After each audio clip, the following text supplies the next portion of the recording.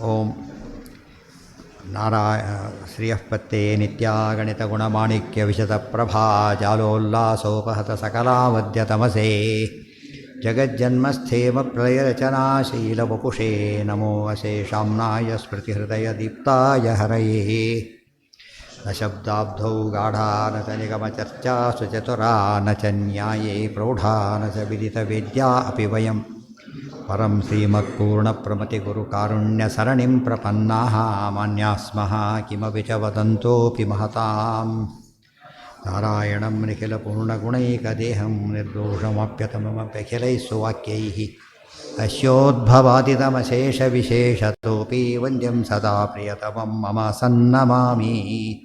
ಓಂ ಓಂ ಅಥಾತೋ ಬ್ರಹ್ಮಜಿಜ್ಞಾಸಾ ಓಂ.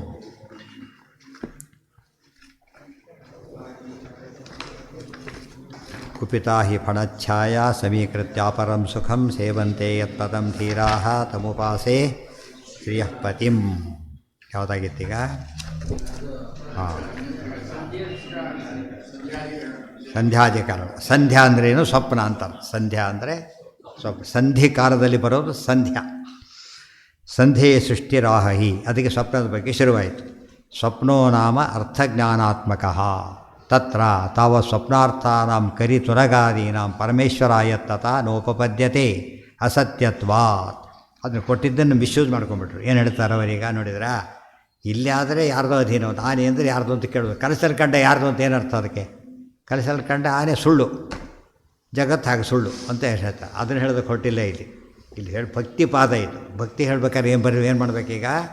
ಮಹಾತ್ಮೆ ಹೇಳಬೇಕು. ಮಹಾತ್ಮೆ ಹೇಳಬೇಕಾದ್ರೆ ಸುಳ್ಳು ಮಹಾತ್ಮೆ ಹೇಳಬೇಕು, ಸತ್ಯ ಮಹಾತ್ಮೆ ಹೇಳಬೇಕು. ಸತ್ಯ ಮಹಾತ್ಮೆ ಹೇಳಬೇಕು. ಸ್ವಪ್ನ ಸುಳ್ಳಾಗಿದ್ದರೆ ದೇವ್ರ ಮಹಿಮೆ ಸುಳ್ಳಾಗಿಬಿಡೋದು.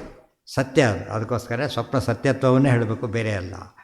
ನಹಿ ವಿದ್ಯಮಾನ ಅಪಿ ಉಪಲಬ್ಧಿ ಸಾಧನೇಶು ಚಕ್ಷುರಾದಿಷು ಅನುಪರತೇಷು ನೋಪಲಭ್ಯಂತೆ ಉಪಲಭ್ಯಂತೆ ಚ ಉಪರತೇಷ್ವಿತಿ ಸಂಭವತಿ ನಚಾನ್ಯತ್ರ ಗತಾಃ ಅನ್ಯೈರಪಿ ಅನುಪಲಂಭಾತ್. ಮೊದಲೆಲ್ಲ ಪೂರ್ವಪಕ್ಷ ಏನು ಅಂದರೆ ಅವೆಲ್ಲ ಸುಳ್ಳು ಅಂತ ಹೇಳೋದು ಕಾರಣ ಕೊಡ್ತಾರೆ. ಅದು ಸತ್ಯವಾಗಿದ್ದರೆ ಕನಸು ನೋಡ್ಬೇ ಇರಬೇಕಾಗಿತ್ತಲ್ಲಿ. ಮಂತ್ರಾಕ್ಷತೆ ಕೊಟ್ಟಾಗಾಯ್ತು ನೋಡಿ, ಮಂತ್ರ ಇರಬೇಕು ಕೈಯಲ್ಲಿ, ಇಲ್ಲಲ್ಲ. ಆದ್ದರಿಂದ ಸುಳ್ಳು ಅಂತ ಹೇಳ್ತಾರೆ. ಇಲ್ಲ ಬೇರೆ ಕಡೆ ಹೋಯಿತು ಅಂದರೆ ಅಲ್ಲಿ ಅವ್ರಿಗೆ ಕಾಣಬೇಕಲ್ಲ, ಯಾರಿಗಾದರೂ. ಯಾರಿಗೂ ಕಂಡಿಲ್ಲ ಅಂದಮೇಲೆ ಇಲ್ಲೂ ಇಲ್ಲ ಅಲ್ಲೂ ಇಲ್ಲ ಅದು ಸುಳ್ಳು ಅಂತ ಅರ್ಥ. ಅವ್ರ ವಾದ ಇದು. ತಥಾವಿಧಂ ಅನಾದಿನಿತ್ಯಂ ಕಿಮಪಿ ದೃಷ್ಟಂ ಮಧ್ಯಮ ಪರಿಮಾಣಾಶ್ಚೈತಿ ದೃಶ್ಯಂತೆ ನಾಪಿ ಉಪತ್ತಿ ನಾಶವಂತಹ. ತಥಾ ಉತ್ಪತ್ತಿ ನಾಶ ಇದೆ ಅಂತ ಹೇಳಾಗಿಲ್ಲ. ತಥಾತ್ವೇಪಿ ಪ್ರಾಗೂರ್ಧ್ವಂ ಉಪಲಂಬ ಪ್ರಸಕ್ತೇ. ಇಲ್ಲ ಸ್ವಪ್ನ ಪದಾರ್ಥ ಆ ಕಾಲಕ್ಕೆ ಸೃಷ್ಟಿಯಾಗಿ ನಾಶವಾಯಿತು ಅಂತ ಹೇಳೋದಾದರೆ ಆ ಕಾಲಕ್ಕೆ ಸೃಷ್ಟಿಯಾಗಲಿಕ್ಕೆ ಮಣ್ಣು ತೋರಿಸ್ತೇವಲ್ಲ, ಅದಕ್ಕೆ ತೋರಿಸ್ಬೇಕು. ಮುಗಿದ ಮೇಲೆ ಅವಶೇಷ ತೋರಿಸ್ಬೇಕಲ್ಲ, ಅದನ್ನು ತೋರಿಸ್ಬೇಕು. ಎಷ್ಟೋ ಸರ್ತಿ ಆಫೀಸ್ಗಳಲ್ಲಿ ಇಷ್ಟು ಬಲ್ಬ್ ತೊಗೊಂಡು ತೋರಿಸ್ಬಿಡ್ತಾರೆ, ತೋರಿಸ್ಬಿಟ್ಟಿರ್ತಾರೆ. ಕೇಳಿದ್ರೆ ಬರ್ಲಾಯ್ತು ಅಂತ ಹೇಳ್ಬಿಡ್ತಾರೆ. ಅದಕ್ಕೆ ಏನು ಮಾಡಿ ಹೋಲ್ಡರ್ ಅದು ಬರ್ಲಾಗೋದಿಲ್ವಲ್ಲ, ಅದರ ಅವಶೇಷ ತೋರಿಸ್ಬೇಕಲ್ಲ. ಅದಕ್ಕೆ ಬ್ರಿಡ್ಜ್ ಕಟ್ಟಿದ್ದು ಬ್ರಿಡ್ಜ್ ತೋರಿಸ್ಬೇಕಲ್ಲ. ಇತ್ತು ಕಟ್ಟಿದೆ ಬಾಯಾಗೋಯ್ತು ಅಂತ ಹೇಳೋಕ್ಕಾಗತ್ತಾ? ಅದು ಹಾಗೆ ಕೇಳ್ತಾನೆ. ಈಗ ಏನೂ ಇಲ್ಲೇ ಇಲ್ಲಲ್ಲ, ರೆಸಿಡ್ಯೂ ಎಲ್ಲ ಸಿಗಬೇಕಲ್ಲ, ನಮಗೆ ಏನು ಸಿಗ್ತಾ ಇಲ್ಲ. ಆದ್ದರಿಂದ ಅದು ಸುಳ್ಳು. ಪ್ರಾಕ್ ಊರ್ಧ್ವಂ ಉಪಲಂಭ ಪ್ರಸಕ್ತಿ. ಪ್ರಾಕ್ ಅಂದರೆ ಅದಕ್ಕಿಂತ ಮುಂಚೆ, ಊರ್ಧ್ವಂ ಅಂದರೆ ಮುಗಿದ ಮೇಲೆ. ಏನು ಅವಶೇಷನೇ ಇಲ್ಲಲ್ಲ ಅಲ್ಲಿ. ಕೆಲವು ಅಡುಗೆ ಮಾಡಿದರೆ ನೋಡ್ತಾರೆ, ಅಡುಗೆ ಮಾಡಿದ ದುಕೃತ ಎಲ್ಲ ಇದಾಗಿರುತ್ತೆ. ಏನು ಹಾಗೇ ಇದೆ. ದ್ವಾಸಿ ಪಾಡಿ ಬಂದರೆ ಅಷ್ಟು ಗಾಬರಿ ಆಗೋದಿಲ್ಲ. ಏನು ಅಡುಗೆ ಇಟ್ಕೊಡೇ ಇಟ್ಟಿಲ್ವ ಅಂಥೇಳಿ ಆ ಥರ ಆಗುತ್ತೆ. ಆಗಬಾರ್ದು. ಏನಾದ್ರು ಗುರುತಿರ್ಬೇಕಲ್ಲ, ಆ ಸಿದ್ಧತೆ ಇದೆ. ಮೊದಲು ನೋಡಿದ್ರೆ ಎಲ್ಲ ಸಿದ್ಧತೆಗಳು ಇನ್ನು ಅಡುಗೆ ಆಗುತ್ತೆ. ಯಾಕೆ ಇವೆಲ್ಲ ಪೂರ್ವಭಾವಿ ಇವೆಲ್ಲ ಕೂಡ. ಆಮೇಲೆ ಪಾತ್ರೆಗಳು ಹೊರಗೆ ಹಾಕೋದು, ಇದು ಪ್ರೋಸೆಸ್. ಇದು ಸ್ವಪ್ನದಲ್ಲಿ ಏನು ನಡೆಯುತ್ತೆ ನೋಡಿದರೆ ಏನೂ ಇಲ್ಲ, ಅದಕ್ಕೆ ಸುಳ್ಳು. ಅವ್ರ ವಾದ ಮೊದಲೆಲ್ಲ ಕೇಳಿಬಿಟ್ರೆ ಹೌದು ಅನಿಸ್ಬಿಡ್ತಾರೆ, ರೀತಿ ಮಾತಾಡ್ತಾರೆ. ಗೊತ್ತಾಯ್ತು. ಆಮೇಲೆ ಉತ್ತರ ಕೊಡ್ತಾರೆ. ಈ ಪ್ರಶ್ನೆ ತಲೆಯಲ್ಲಿದ್ದರೆ ಯಾವ ಪ್ರಶ್ನೆಗೆ ಏನು ಉತ್ತರ ಕೊಡ್ತಾರೆ ಗೊತ್ತಾಗುತ್ತೆ.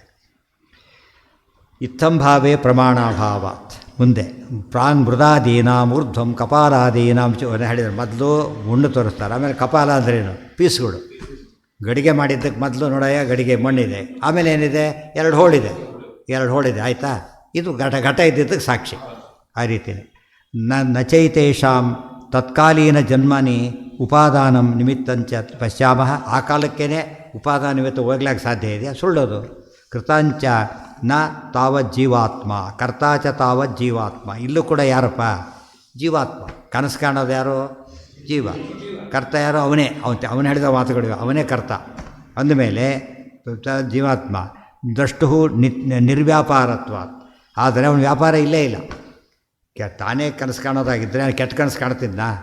ಸಾಧ್ಯನೇ ಇಲ್ಲ. ಅವ್ನ ವ್ಯಾಪಾರ ಇಲ್ಲ, ಜಸ್ಟ್ ವ್ಯೂವರ್ ಅಷ್ಟೇ. ಈ ಸಿನಿಮಾ ನೋಡೋರ ಕೆಲಸ ನೋಡೋದು ಅಷ್ಟೇ ಹೊರತು ಅಲ್ಲೆಲ್ಲ ಚೇಂಜ್ ಮಾಡೋಕ್ಕೆ ಬರೋಲ್ಲ, ಗೊತ್ತಾಯ್ತಾ? ಅಲ್ಲಿ ಅಡ್ಡ ನಿಂತ್ಕೊಳ್ಳೋದು ಮಾಡ್ಲಿಕ್ಕೆ ಹೋಗೋದು, ನೋಡೋಕ್ಕೆ ಹೋದಾಗ ಅವ್ರ ರೋಲ್ ಏನೂ ಇಲ್ಲ. ಜೀವಾತ್ಮ ಅಷ್ಟೇ ನೋಡೋದು. ಈಗ ಸಿರ್ಫ ಇವನ್ ರೋಲ್ ಇಲ್ಲ. ಎಲ್ಲಿ ಅದು ಇಲ್ಲ ಅಂತಾನೀಗ ಅವನ ವಾದ ಇದಿಲ್ಲ ಅಷ್ಟೇ. ಅಪರಸ್ಯ ಅದರ ಬೇರೆ ಕಾರಣ ಇಲ್ಲ. ನಾಪಿ ಈಶ್ವರ ಪ್ರಮಾಣ ಇಲ್ಲ, ದೇವರು ಮಾಡ್ತಾನೆ. ನಾಸ್ತಿಕರು ಕನಸು ಕಾಣ್ತಾರೆ, ದೇವರೇ ಗೊತ್ತಿಲ್ಲ ಅವನಿಗೆ. ಅಂದಮೇಲೆ ಅವನು ದೇವ್ರಿಗೆ ಗೊತ್ತಿಲ್ಲ, ಅವನಿಗೆ ಗೊತ್ತಿಲ್ಲ ಅಂದರೆ ದೇವ್ರು ಮಾಡಿದ್ದಲ್ಲ ಅಂತ ಅರ್ಥ. ಅವನು ಮಾಡಿದ್ದಲ್ಲ ವ್ಯೂವರ್ ಅಷ್ಟೇ. ದೇವ್ರು ಮಾಡಿದ ದೇವರಿಲ್ಲೇ ಇಲ್ಲ, ಗೊತ್ತಾಯ್ತಾ? ನಾಪಿ ಈಶ್ವರ ಪ್ರಮಾಣಾಭಾವ. ಈ ಪ್ರಮಾಣ ಎರಡರ್ಥ. ಈಶ್ವರ ಇದ್ದಾನೆ ಅಂತ ಹೇಳೋದು ಪ್ರಮಾಣ ಇಲ್ಲ, ಈಶ್ವರ ಇದನ್ನು ಮಾಡ್ತಾನೆ ಅಂತ ಪ್ರಮಾಣ ಇಲ್ಲ, ಎರಡು ಬೇರೆ. ಸ್ವಪ್ನಾಧಿಕರ್ತ ಅಂತ ಆಗಬೇಕಲ್ಲ ಈಶ್ವರ, ಎರಡೂ ಇಲ್ಲ, ಆದ್ದರಿಂದ ಒಪ್ಪೋದಿಲ್ಲ. ಭ್ರಾಂತಿತ್ವಂ ಚ ಏತೇಷಾಂ. ಮತ್ತು ಅಲ್ಲಿ ಕಂಡಿರಲ್ಲ, ಅವೆಲ್ಲ ಭ್ರಾಂತಿ. ಸ್ವಪ್ನ ಮಾಯಾ ಸ್ವರೂಪೇಪಿ ಸ್ವಪ್ನ ಮನೋರಥ. ಎಕ್ಸಾಂಪಲ್ ಕೊಡಬೇಕಾದ್ರೆ ಸ್ವಪ್ನ ಮನಸ್ಸು ಸೇರಿಸ್ಬಿಡ್ತಾರೆ ಅಷ್ಟು. ಮನೋರಥ ಅಂದ್ರೇನು? ಮನೋರಥ ಒಂದು ರಥ ಅಲ್ಲ, ಅದು ಎಲ್ಲಿ ಸಿಗುತ್ತೆ ಅಂತ ಕೇಳಬಾರ್ದು. ಮನೋರಥ ಅಲ್ಲ. ಏನು ಮನೋರಥ ಅಂದ್ರೇನು? ಇಚ್ಛೆ ಅಷ್ಟೇ, ಮನಸ್ಸಲ್ಲಿ ಅಂದ್ಕೊಳ್ಳೋದು. ಮನಸ್ಸಲ್ಲಿ ಅಂದ್ಕೊಂಡು ಮನೋರಥ, ಅದಕ್ಕೆ ರಥ, ಅದು ಒಂದು ಬೇರೆ ಇಲ್ಲ ಅದಕ್ಕೆ. ನೋಡಿದ್ರೆ ಸ್ವಪ್ನ ಮನೋರಥ ಎಕ್ಸಾಂಪಲ್ ಕೊಡಬೇಕಾದ್ರೆ ಮನೋರಥ ಸುಳ್ಳಲ್ಲ, ಅದೇ ರೀತಿ ಅದು ಸುಳ್ಳೆ. ನಾನು ರಾಜನ ಅದೇ ಮನೋರಥ ಸುಳ್ಳು ತಾನೇ, ಅದು ಸುಳ್ಳೆ. ಎರಡು ಜೊತೆ ಸೇರಿಸಿದಾರಲ್ಲ, ಗೊತ್ತಾಯ್ತಾ? ಎರಡು ಸುಳ್ಳೆ ಹೇಳಿದ್ದರಿಂದ. ತಾಪೀಶ್ವರ ಪ್ರಮಾಣಾಭಾವ. ಸುಮ್ಮನೆ ಚೂರ್ಪಟ್ಟು ಸರಿಯಾಗಿ ಅರ್ಥ ಮಾಡ್ಕೊಂಡು ಕೇಳಿದರೆ ಶಾಸ್ತ್ರ ಬೋರ್ ಆಗೋದೇ ಇಲ್ಲ. ಯಾಕೆ? ನಮ್ಗೆ ಅರ್ಥ ಆಗದೆ ಹೋದರೆ ಬೋರ್ ಆಗುತ್ತೆ, ಅರ್ಥ ಆಗಬೇಕು. ಪ್ರಮಾಣಾಭಾವ ಚೈತೆ ಸ್ವಪ್ನ ಮಾಯಾ ಸ್ವರೂಪೇತಿ ಸ್ವಪ್ನ ಮನೋರಥೋ ಯಥಾಯಿತ್ಯ ಶ್ರುತಿ ಸ್ಮೃತಿ ಭ್ಯಾಮ. ಮೊದಲೇದು ಶ್ರುತಿ, ಎರಡನೇದು ಸ್ಮೃತಿ. ಸಿಸ್ಟಮ್ ಅಪರ ವ್ಯಾಖ್ಯಾನ ಅನುವಾದೇ ವಕ್ಷ್ಯಾಮಃ. ಇನ್ನೂ ಕೆಲವು ಉಡ್ಕೊಂಡಿದೆ, ಮುಂದೆ ಹೇಳ್ಬೇಕಾದ್ರೆ ಹೇಳ್ತೇವೆ ಅಂತ ಹೇಳ್ತಾ. ತದೇವಂನ ಸ್ವಪ್ನಾನಾಂ ಅರ್ಥಾನಾಂ ಈಶ್ವರಾಧೀನತ್ವಂ ನಾಪೀತ ಜ್ಞಾನಸ್ಯ. ದೇರ್ಫೋರ್ ಏನಲ್ಲ, ಈಶ್ವರಾಧೀನ ಅಂತ ಇದ್ರೆ ತಾನೇ ಆಗಲಿಕ್ಕೆ. ಇಲ್ಲದೆ ಪದಾರ್ಥಕ್ಕೆ ಯಾರು ಒಡೆಯ ಅಂತ ಕೇಳಿದರೆ ತಸ್ಯಾಪಿ ನಿಮಿತ್ತಾಭಾವೇನ ಅಪರಮಾರ್ಥತ್ವಾತ್.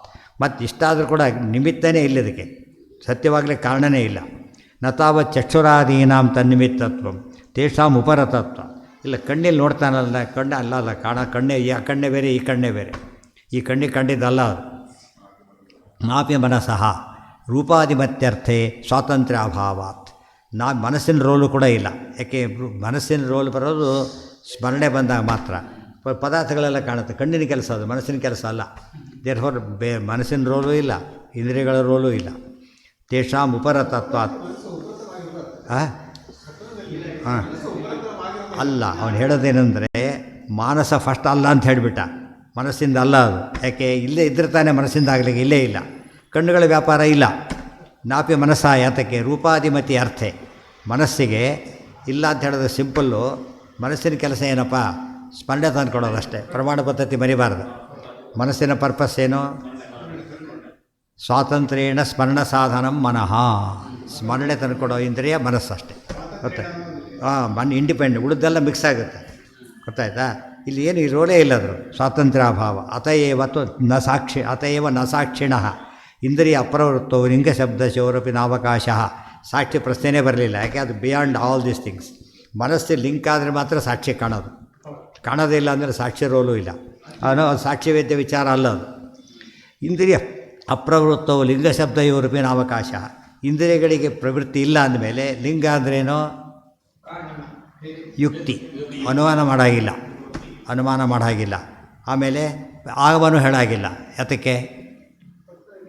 ಈ ವಿಷಯ ಕಣ್ಣಿಗೆ ಕಾಣೋ ವಿಚಾರ ಆಗಮ ಕೋಟ್ ಮಾಡಬಾರ್ದು. ಸ್ವಪ್ನ ಕಾಣೋ ವಿಚಾರ ಆದ್ದರಿಂದ ಆಗಮಕ್ಕೆ ಎಂಟ್ರಿ ಇಲ್ಲ, ಯುಕ್ತಿಗೆ ಸ್ಕೋಪೇ ಇಲ್ಲ. ಯಾಕೆ? ಬೇಸಿಸ್ಸೇ ಇಲ್ಲ, ಪ್ರತ್ಯಕ್ಷದ ಬೇಸಿಸ್ ಇಲ್ಲ. ಇದನ್ನು ಪೂರ್ವಪಕ್ಷ ಹೇಗೆ ಕೇಳಬೇಕು ತೋರಿಸ್ತಾರೆ ಟೀಕಾರೆ, ಗೊತ್ತಾಯ್ತಾ? ಈ ರೀತಿ ಕೇಳಿದಾಗ ಆಗ ನೀರೆಲ್ಲ ಇನ್ನೂ ಕೇಳಬೇಕು ಅನಿಸುತ್ತೆ, ಕರೆಕ್ಟಾಗಿ ಉತ್ತರ ಬರ್ತಾ ಹೋಗೋದು. ಬರೀ ಅವ್ರಿಗಂತ ಓದ್ಬಿಟ್ರೆ ಅದೇ ನಿಮಗೆ ಕನ್ಫ್ಯೂಸ್ ಆಗಿಬಿಡುತ್ತೆ. ಫಸ್ಟ್ ಅವ್ರು ಏನು ಹೇಳ್ತಾರೆ ಅಂತ ಗೊತ್ತಾಗಲ್ಲ. ಅವ್ರು ಏನು ಹೇಳ್ತಾರೆ, ಇನ್ನೊಬ್ರು ಕೇಳ್ತಾರಲ್ಲ, ಅವ್ರು ಏನು ಹೇಳಿದ್ರೆ ಇಷ್ಟೊತ್ತು ಹಾಗಾಗಿಬಿಡುತ್ತೆ ಅಷ್ಟೇ. ಅತಯೇವ ನ ಸಾಕ್ಷಿಣಃ ಇಂದ್ರಿಯ ಅಪ್ರವೃತ್ತೌ ಲಿಂಗಶಬ್ದಯೋರಪಿ ನಾವಕಾಶ ಅಪರೋಕ್ಷಾಕಾರಂ ಚ ಇದಂ ಅವಭಾಸತೆ. ಕನಸು ಪ್ರತ್ಯಕ್ಷ ಕಾಣತಕ್ಕಂಥದ್ದು, ಬೇರು ಸತ್ಯ ಅಂತ ಹೇಳಿದ್ರೆ ಪ್ರೂಫೇ ಇಲ್ಲ. ಆದ್ದರಿಂದ ಅಥವಾ ಅರ್ಥಜ್ಞಾನ ರೂಪ ಸ್ವಪ್ನಾವಸ್ಥಾ ನ ಈಶ್ವರಾಧೀನ ಇತಿ ಪ್ರಾಪ್ತೆ ತತ್ ಪ್ರತಿವಿಧಾನಾಯ ಉಪೋದ್ಘಾತಮಾಹ ವಾಸನಾ ಇತಿ. ಅದು ದೊಡ್ಡ ಸೂತ್ರ ಇದೆ. ಆಚಾರ್ಯ ಬರೀಬೇಕಾದ್ರೆ ಭಾರಿ ಡೀಟೇಲಾಗಿ ಬರೀತಾರೆ. ಇದಕ್ಕೆ ಮೇನ್ ಇದರಲ್ಲಿ ಎಕ್ಸ್ಪ್ಲೇನ್ ಮಾಡ್ತಾರೆ ಅದನ್ನು. ವಾಸನಾ ಸರ್ವವಸ್ತು ನಾಮನಾದ್ಯನುಭವಾಗತಃ ಸಂತೆ ವಾ ಶೇಷಜೀವಾನಾಂ ಅನಾದಿ ಮನಸ್ಸಿ ಸ್ಥಿತಾ. ಉತ್ತರ ಇದು, ನಾಳಿನ ಉತ್ತರ ನೋಡೋಣ. ಸರಿಯಾದ ನೆನಪು ಮನಸ್ಸು ಓದ್ಕೊಂಬಂದ್ರೆ ಅದನ್ನು ಜ್ಞಾಪಕ ಇರ್ತದೆ. ಅಷ್ಟಕ್ಕೂ ಉತ್ತರ ಕೊಡ್ತಾರೆ, ಒಂದಕ್ಕೂ ಬಿಡೋದಿಲ್ಲ ಅಂತ. ಹಾಂ ಹಾಂ ಹೌದು, ಎಲ್ಲ ಸೇರಿಸಿ ಒಂದು ಅಧಿಕರಣ. ಈಗ ಅಧಿಕರಣ ಮಾಡಿದ್ರೆ ಉತ್ತರ, ಅಧಿಕರಣ ಅರ್ಥ. ಅನುವ್ಯಾಖ್ಯ ಅಂದರೆ ಸೂತ್ರ ಅರ್ಥ ಹೇಳೋದಿಲ್ಲ. ಏನು ಹೇಳ್ತಾರೆ? ಅಧಿಕರಣ ಅರ್ಥ ಹೇಳ್ತಾರೆ.